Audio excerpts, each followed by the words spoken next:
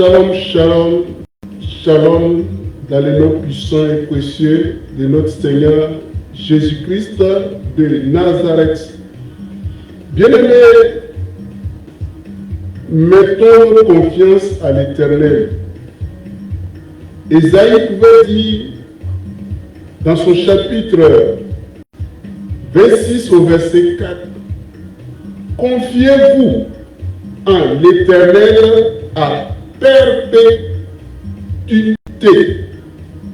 Confiez-vous en l'Éternel à perpétuité, car l'Éternel est le rocher des siècles. Bien-aimés,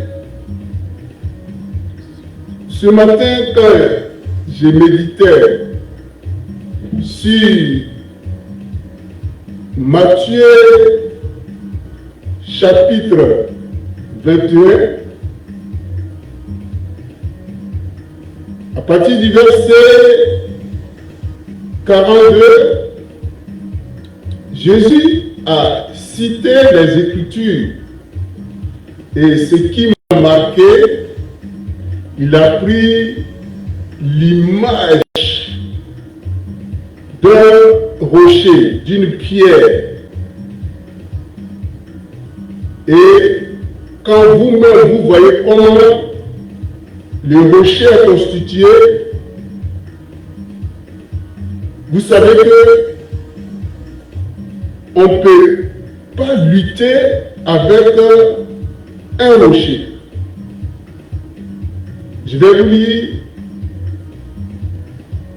les Écritures et le Saint-Esprit va nous aider. Jésus leur dit, n'avez-vous jamais lu dans les Écritures la pierre qu'ont rejetée ceux qui bâtissaient est devenue la principale des langues? C'est du Seigneur que cela est venu. Et c'est un prodige à nos yeux. C'est un prodige à nos yeux. C'est pourquoi je vous dis, le royaume de Dieu vous sera enlevé et sera donné à une nation qui en rendra les fruits. Celui qui tombera sur cette pierre s'y brisera, et celui sur qui elle tombera sera écrasé. Et c'est ce verset qui m'a marqué, le verset 44 de Matthieu chapitre 21. Vous allez voir ça aussi dans Luc chapitre 20 au verset 18. Celui qui tombera sur cette pierre ou bien sur ce rocher se brisera. Celui qui tombera sur cette pierre se brisera, et celui sur qui elle tombera sera écrasé. Bien-aimés, vous voyez, dans divers passages, Jésus-Christ est représenté par le rocher, comme la pierre. Déjà même dans Genèse 49, lorsque Israël ou bien Jacob a rassemblé ses enfants pour leur prédire l'avenir, dans le verset 40, dans le verset 24 du chapitre 49, il a identifié le Seigneur au rocher. Bien-aimé, et c'est ce rocher qui a abreuvé le peuple d'Israël tout le long de leur parcours. Vous savez, où Dieu a dit à Moïse de frapper le rocher, de parler aussi au rocher. Une première fois, il a dit, le Seigneur lui a dit de frapper le rocher. La deuxième fois, il a dit de parler au rocher, mais il a frappé. Et c'est ça même qui a fait que Moïse n'a pas pu entrer à Canaan. Bien aimé, ici, Jésus, dans ce texte, Jésus a cité le psaume 118, le verset 22. La pierre rejetée est devenue la principale des langues. Et Jésus-Christ, c'est cette pierre que le peuple d'Israël a rejetée. Et Dieu merci, c'est à cause de leur rejet que nous, on a reçu cette pierre. Alléluia. Esaïe savait pourquoi il nous dit de nous confier en l'Éternel à perpétuité, à toujours. Parce que l'Éternel est le rocher des siècles. Bien aimé, notre protection, c'est en Jésus-Christ de Nazareth. Premièrement, ce rocher, cette pierre gisant sur le sol, comme c'est une grosse pierre qui est posée sur le sol.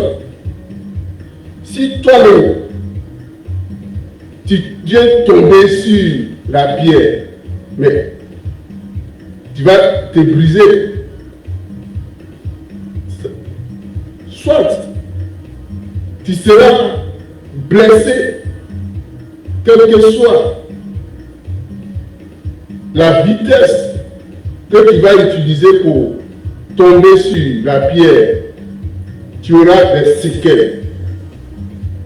Imagine, c'est la pierre qui est détachée, qui vient pour tomber sur toi.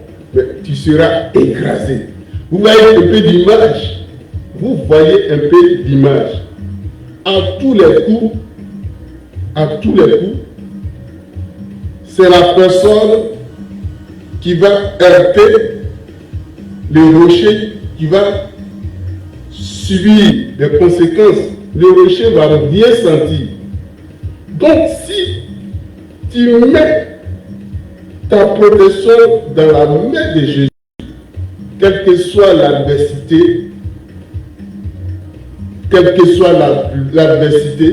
c'est ton adversaire qui sera battu.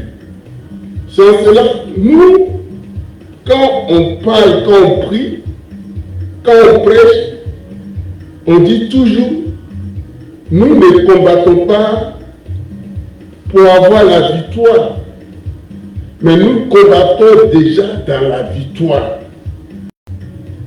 Qu'est-ce que tu peux faire à un rocher? Le rocher aura toujours la victoire. Si tu attaques le rocher, c'est toi qui seras blessé. Si le rocher t'attaque, il va te blesser. Donc voilà. Bien aimé.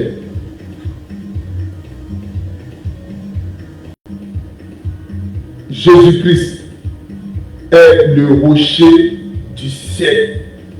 Et c'est Jésus-Christ que Esaïe parlait. Alléluia. Et donc quand Jésus-Christ a donné cette citation, les pharisiens, ils ont vu que c'est d'eux qu'il parlait. Ils ont voulu l'attraper pour le mettre à mort. Mais comme son temps, ce moment n'était pas encore arrivé, le moment où il devait retourner au Père n'est pas arrivé, ils n'ont pas pu l'attraper. Bien aimé. C'est pour te dire que notre protection, ma protection, ta protection doit être remise dans les mains de Jésus-Christ. Nous devons nous réfugier en l'Éternel. pour avoir toujours la victoire sur nos ennemis. Bien-aimé, je vais te chanter ce chant. Je me repose sur le Dieu grand et fort. Et ce Dieu grand et fort, c'est Jésus-Christ de Nazareth. Cela, je me repose sur le Dieu grand et fort. C'est lui qui me conduit, assurer mes pas jusqu'au port. J'élève les mains pour célébrer ta gloire. Dieu tout-puissant, nul n'est comme toi. J'élève les mains pour célébrer ta gloire. Dieu tout-puissant, nul n'est comme toi. Je me repose sur le Dieu grand et fort. C'est lui qui me conduit, assurer mes pas jusqu'au port. J'élève les mains pour célébrer ta gloire. Dieu tout-puissant, il est comme toi. J'élève mes mains pour célébrer ta gloire. Jésus-Christ, il est comme toi. C'est toi qui as guéri Lazare, il est comme toi. C'est toi qui as ressuscité Lazare, mais comme toi, qui est comme toi? Qui peut t'égaler? Toi seul es le véritable Dieu, en qui nous devons mettre notre confiance. Lui seul est le véritable Dieu. Celui qui a ressuscité Lazare, celui qui a guéri Bartimée, celui qui a chassé les démons du fou de Gadara. Je me repose sur le Dieu grand et fort. C'est lui qui me conduit, assurer mes pas jusqu'au port. J'élève mes mains pour célébrer ta gloire. Dieu tout-puissant, nul n'est comme toi. J'élève mes mains pour célébrer ta gloire. Jésus-Christ, nul n'est comme toi. Nul n'est comme toi. Nul n'est comme toi. Oui, Seigneur Jésus, toi le véritable Seigneur, le véritable Sauveur, la protection assurée, qui est comme toi. Merci. Merci pour tout ce que tu fais pour nous. Merci pour ta protection. C'est pourquoi je te confie, ô Dieu de gloire, toute la famille Picard, la famille Haricot. Je te confie, Seigneur, ô Dieu, tous ceux qui ont mis leur confiance en toi, toute personne qui a mis sa confiance en toi, Seigneur, tu as dit tous ceux qui mettent leur confiance en toi ne seront jamais confondus. Seigneur, protège tes siens, combat pour tes siens, délivre tes siens et glorifie ton nom. Merci Seigneur Jésus pour cette journée qui vient de commencer.